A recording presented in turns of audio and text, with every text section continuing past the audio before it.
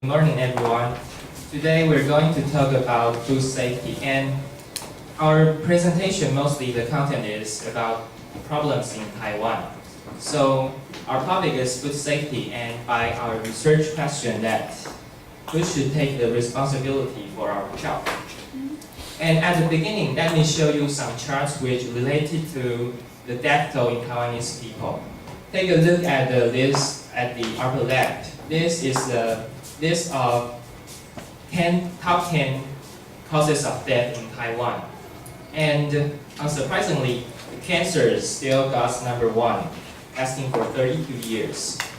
And as for the ranking of those cancers, you can see the colorectal cancer occupies the 3rd. And what's more, the numbers of the victims who suffer from colorectal cancer has increased rapidly years by years. And do you have any answers? How come this happened? It's about the food we have. Yeah, because the food we ate have lots of problems we didn't know before. So here are the contents of our presentation. We divided into 3 stages. The first stage is about the problems and the scandals. The second is about criticism. And the final part is about the actions. And in my part, I'm going to tell you about the problems and the scandals in Taiwan. So here are the unhealthy ingredients which involved in Taiwan's food safety storm.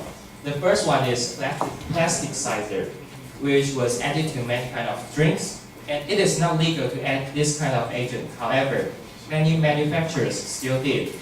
This kind of agent could not only lead to cancer, but also affect male's reproduction system. Yeah, pretty bad boys, no exception. And the second one is poison starch, 无淀粉, was also be added to make many food products, and has been pointed out harmful to human body as well. Third one is ractopamine, 瘦肉精, usually be added to pork. And according to the medical research, if human consumes too much ractopamine, would cause to dizziness and increased blood pressure and other symptoms about poisoning. The last one is copper colorfield, is 同叶绿素, and was added to some sorts of oil. Has been examined that would lead to cancer as well, and also is pretty bad to our liver and kidney. And although those things sounds really awful, but there are more terrible facts behind. Yeah, so recently the news about the oil scandals are quite hot, so I believe everyone here knows a little bit about it. And so next, let's look at the other aspect which highly regarding to our daily meals. It's about the oil stuff. And it's quite disgusting about those facts, because, for example, the first one, recycled waste oil. It's an oil which the manufacturers receive leftover from restaurants, cafeterias, whatever, and then they reproduce them into the oil we use for cooking. Can't believe, right? And the second one is adulterated oil, which means the oil made from pretty dirty and poor quality compositions like animal feeding stuff, and some ingredients similar to recycled waste oil. And the third one is gutter oil. It's an oil which produced in a pretty dirty way. Besides, it contains sewage and heavy metals and other harmful chemicals inside. Yeah, it's pretty bad. So after looking so many negative things, it comes to an issue that who should be blamed in those problems? Do you have any answers? No? No. Well, okay, it's about the government. Agree? Because they really don't pay much attention on our daily events. And the second one will be unscrupulous manufacturers. And here are some examples. So next, I welcome Shi Yingtong to continue our presentation.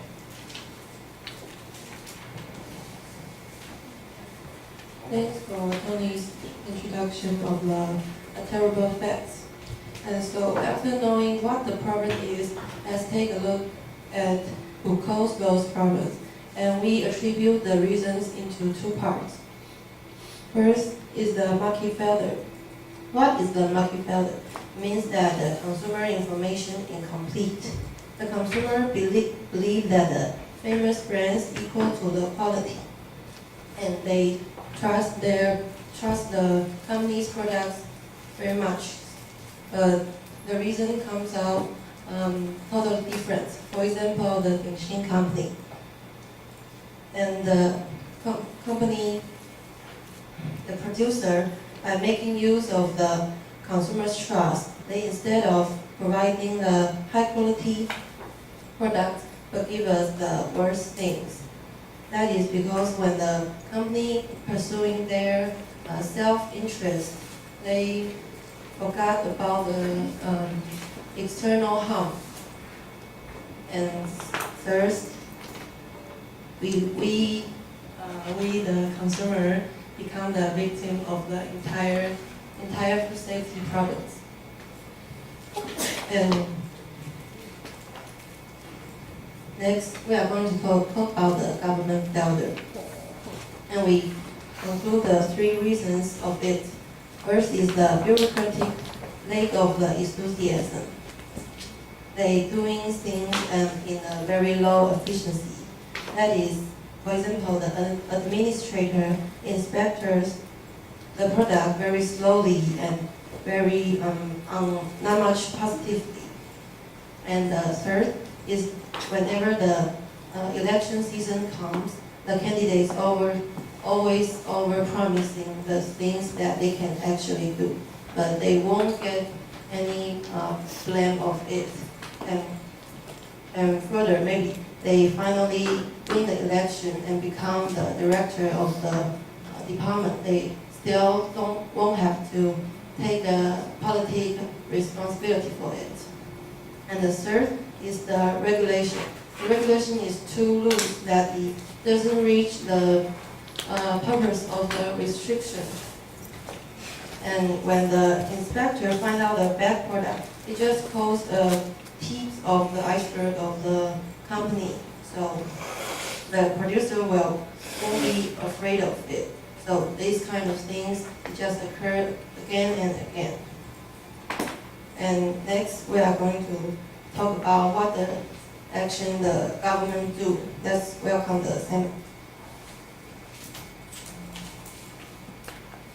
Thank you, Wang Zhi. So, facing these food safety issues, did our government take any action? Yes, they do. First, Executive Yuan found a food safety office because food safety problems and scandals have affected many people's lives. So, it should be promoted to higher level of government to protect Taiwanese people. Second, Food and Drug Administration, FDA, 食药署, lay down the most stricter ways to examination, including checking every sources of ingredient that has occurred food safety problems, and execute more strict way to examination. And the Minister of FDA should take political responsibility by resigning. Third, legislature amend the laws, like using the recent 电子发票 to tracking down supplier and retailers' product, and increasing the fines up to 200 million Taiwanese dollars, New Taiwan dollar, and requiring all the food firms cannot produce any not food related product. Well, we cannot just rely on government's action to protect ourselves, right? Customers have some solution to protect themselves? Yes, they do. Here is some tips. Don't be cheated by famous brand, even though this company is well known. doesn't mean that their product's quality is always good. In fact, those companies sometimes will buy poor quality ingredient to lower their costs, to attract you to buy it. You get what you pay for. Customer usually will choose to buy the inexpensive or cheap product. However, have you ever thought why it's lower than average price? It's because the company used bad or even illegal ingredient to lower the price. Third, look at the label before you buy it. Sometimes you will find that the ingredient label on the product only note spices. However, you don't actually know what is it, right? The better way is choose the other product that actually notes and point out the ingredient inside, and check it if it is legal. Refuse the bad firms. For those companies has occurred food safety problems like Dingxin, Weiquan, Tongyi, Datong, we should never buy their product. If we still purchase their product or food, they will never learn their lesson. However, if all the society refuses to buy it, then the other firms will never want to hurt Taiwanese people. The food safety issues is everyone's effort and everyone's duty, not only government, but also consumer and companies. So, this is the end. And thanks for watching.